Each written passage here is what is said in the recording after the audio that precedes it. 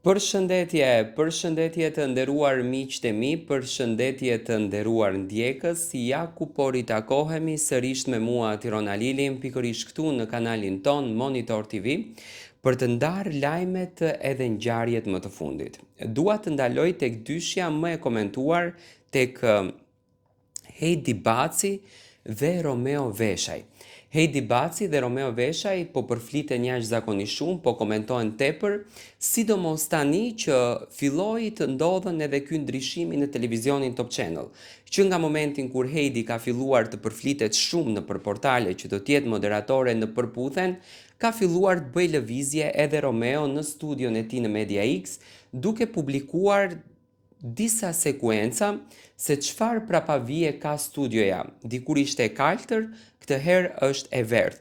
Por çfarë po ndodh mes dyshes? Ne kemi arritur që të futemi në thelb të gjitha atyre komenteve që në fakt publiku ka pikpyetje rreth kësaj marrëdhënie. Heidi Baci dhe Romeo Veshaj janë ndarë. Kjo është tashmë edhe e thënë publikisht dhe kanë thënë të dy versionet e tyre për fundin e lidhjes.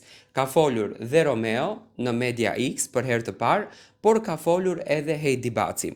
Por pikërisht këtu nis edhe një tjetër histori, sepse edhe pse marrëdhënia e tyre është mbyllur, fansat kanë filluar të vërejnë diçka tjetër. Lëvizjet profesionale të dy ish partnerve duket si kur po ndodhin në të njëjtën periudhë, do të thënë në të njëjtën kohë ndodhin lëvizjet profesionale. Heidi po nis një kapitull të ri në televizion, Romeo po ashtu po përgatitet për projekte të reja. Dhe pyetja që po qarkullon është shumë e thjeshtë, në fakt nga ana e publikut.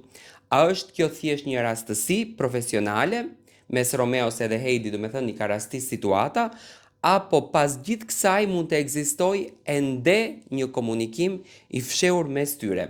Tani le të ndalemi këtu.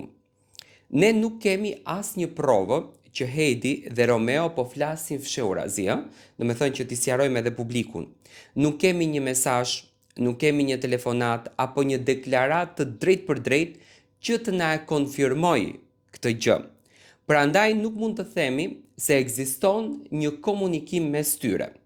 Por mund të analizojmë rrethanat në mënyrë të detajuar për të kuptuar sekretin se çfarë në fakt po ndodh mes tyre. Tani, ata të dy u njohën në një prej formateve televizive më të ndjekura në Shqipëri dhe historia e tyre u bë shumë publike.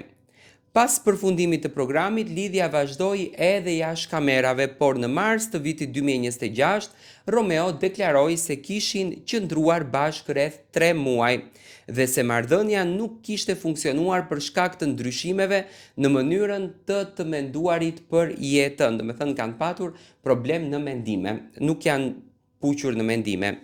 Heidi nga ana tjetër reagoi shumë emocionalisht ndaj mënyrës se si Romeo e përshkroi këtë histori. Ajo tha se ishte lënduar dhe kundërshtoi idenë që lidhja e tyre të përkufizoi thjesht si një histori 3 mujore.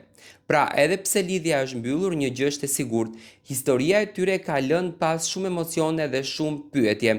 Dhe tani vjen pyetja interesante, kur dy njerëz që kanë qenë çift kalojnë nga një marrëdhënie personale në një periudhë të re profesionale, është normale që publiku të krijojë lidhje mes zhvillimeve?